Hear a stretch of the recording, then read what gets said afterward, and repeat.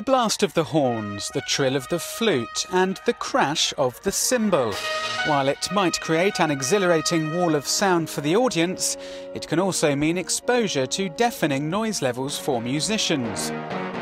Over a prolonged period, the booming symphonies can cause long-term damage to hearing. So, in Britain, orchestras now routinely measure the decibel levels of performances.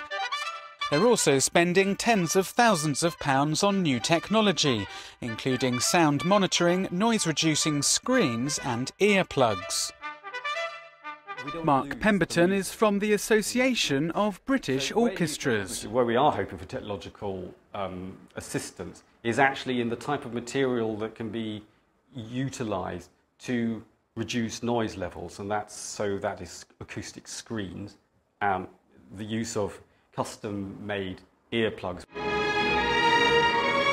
And with some pieces of music approaching 100 decibels, just below the level of a pneumatic drill, many musicians are welcoming the new guidelines, including Nick Carpenter, who plays clarinet. I think people do absolutely, they understand the necessity of these regulations and protecting the eardrums. My father was a clarinet player, he was retired now, and he spent 40 years sitting in front of the trumpets in the Bournemouth Symphony Orchestra, and he had now got a hole in his right eardrum, and his loss of hearing is astonishing. The regulations are designed to protect employees who work in traditionally noisy jobs, such as factory staff, construction and road workers.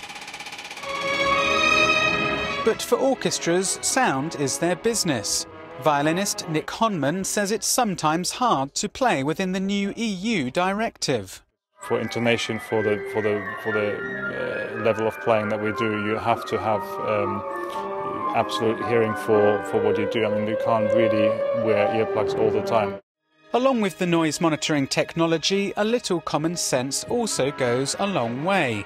The London Philharmonic places its louder brass section high up at the back to avoid blasting the quieter instruments near the front.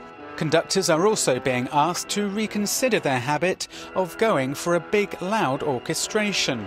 Orchestras say the balance of safety and sound can be achieved without leaving audiences feeling that their musical night out has been compromised as a result, which is no doubt music to everyone's ears. Burge, VOA News, London.